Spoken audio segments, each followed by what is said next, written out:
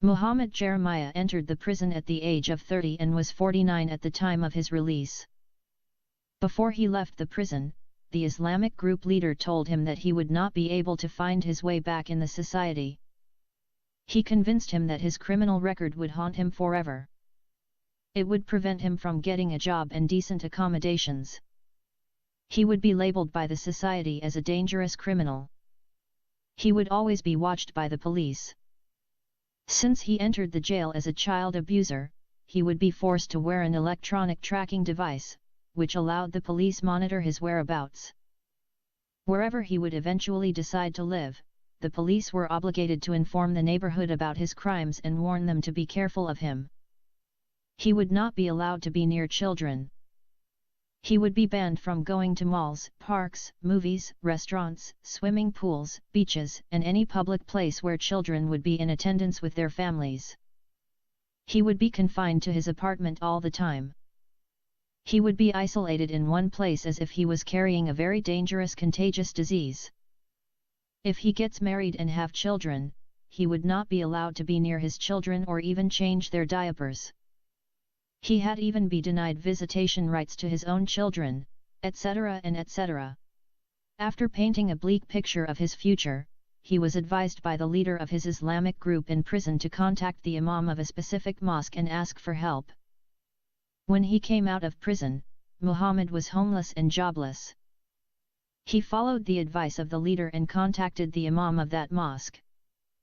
The imam received him gladly, helped him to find a place to rent, and pledged to pay his rents regularly until he could stand on his own 2 feet.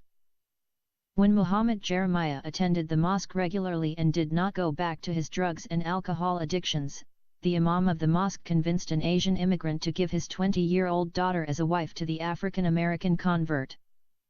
When the girl was contracted in marriage to him and he slept with her, Muhammad Jeremiah was shocked to find out that she was a virgin. Wherefore, he went to the imam of the mosque, kissed his hands and feet, and thanked him 1,000,000 times for his first Arbon virgin bride. In Arabic and Greek, Arbon means an earnest, a deposit, or an advance payment guaranteeing what is to come in future, the 72 virgins of paradise. After his marriage, the imam of the mosque found a job for Muhammad in a Somalian shop distributing halal meats and other ethnic commodities.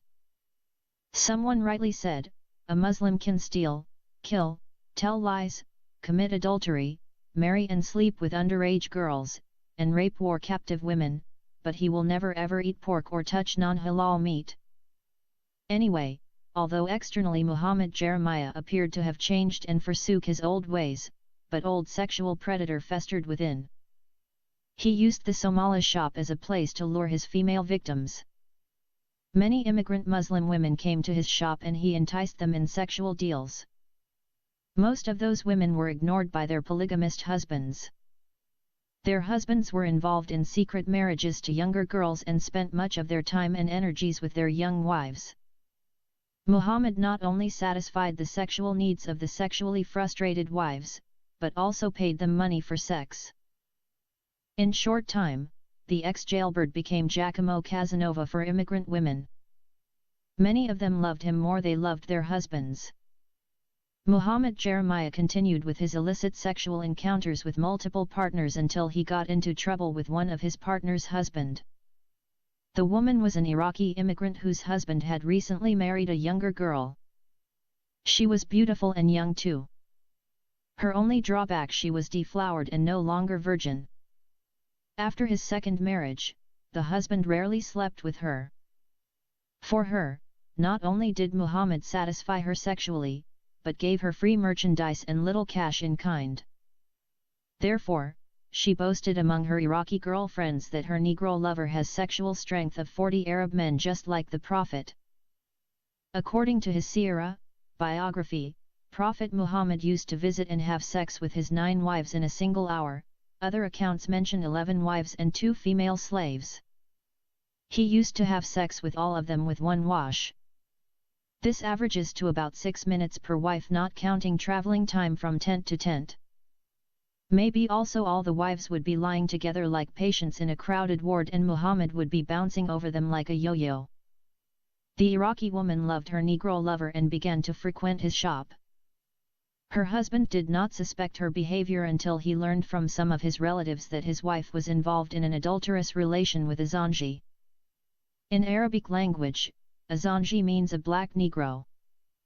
An Arab woman would rather prefer to have sex with a dog or a donkey than sleeping with a black man.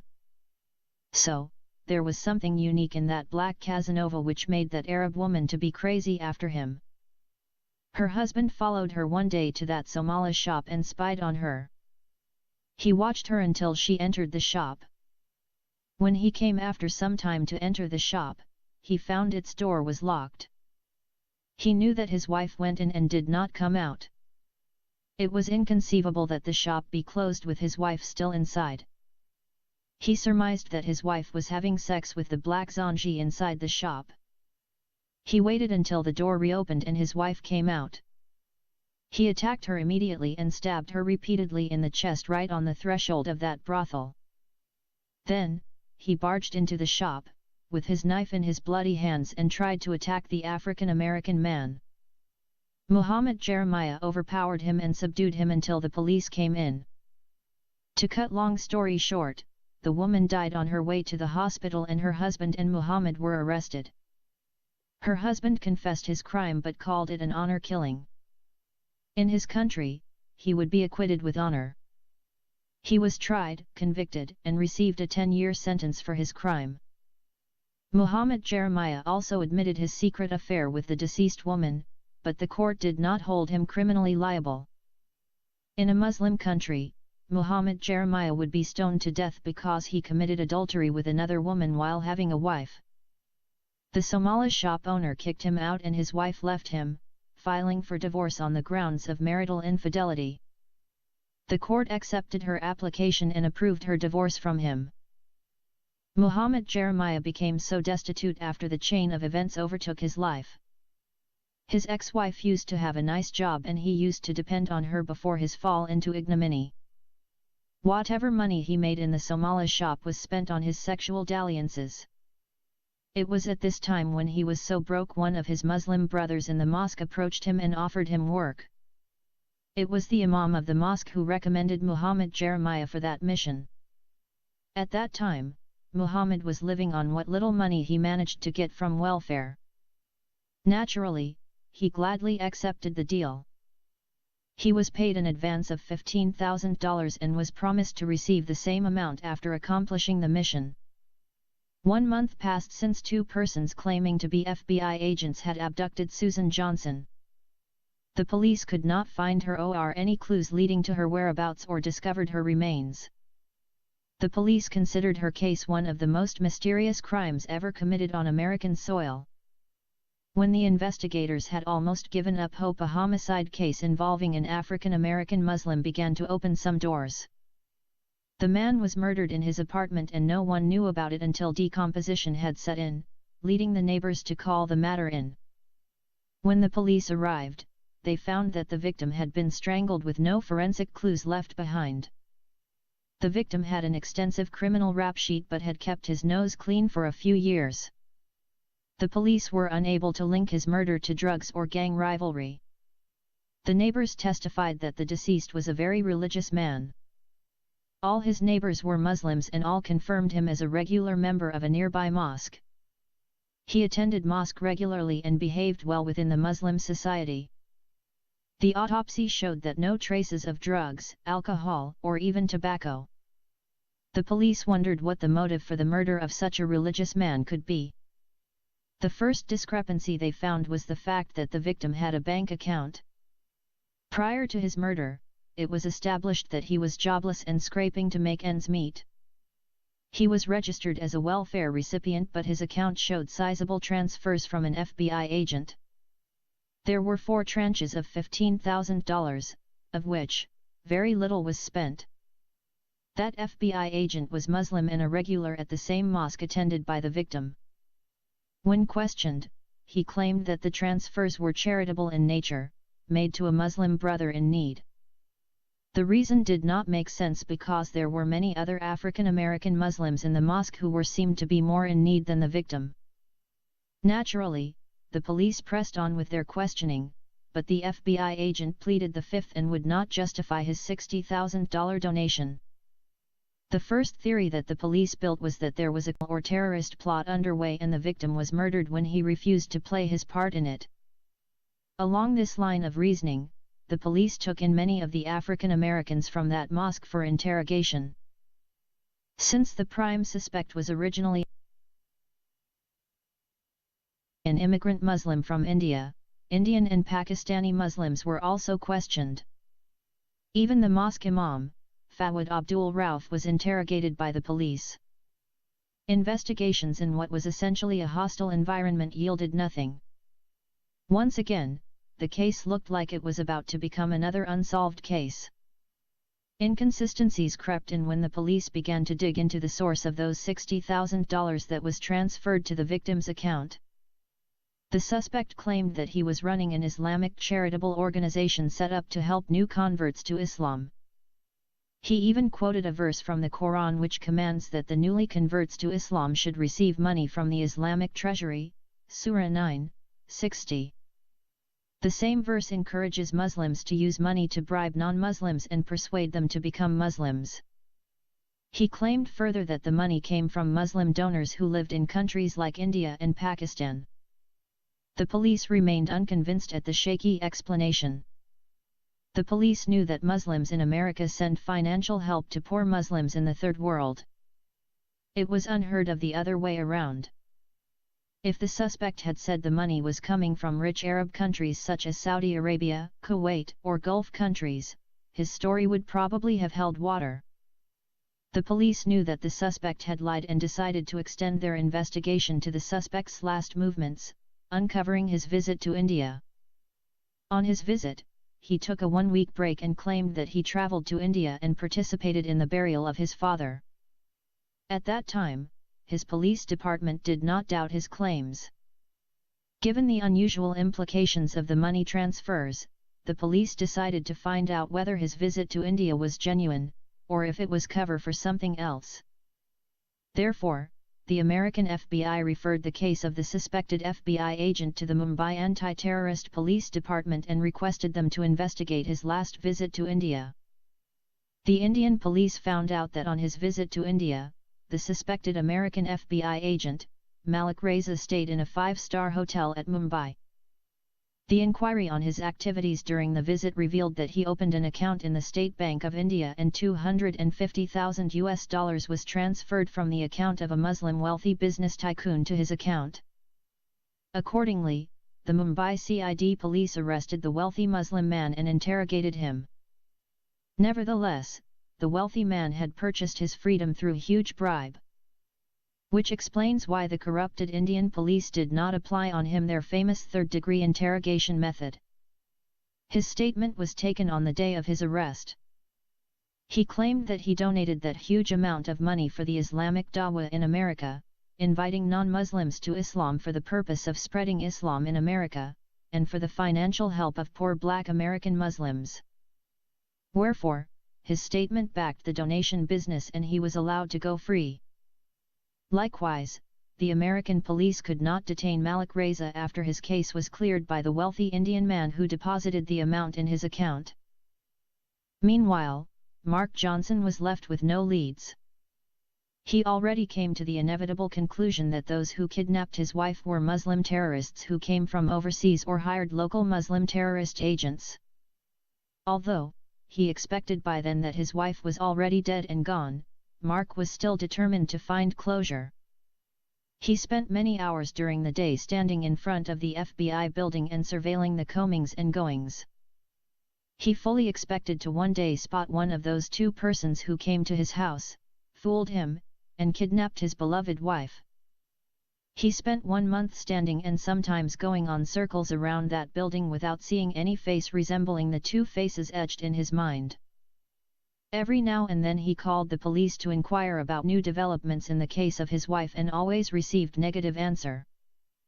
Failing to make progress, and with a creeping realization that the police were helpless, Mark decided to extend his investigations illegally.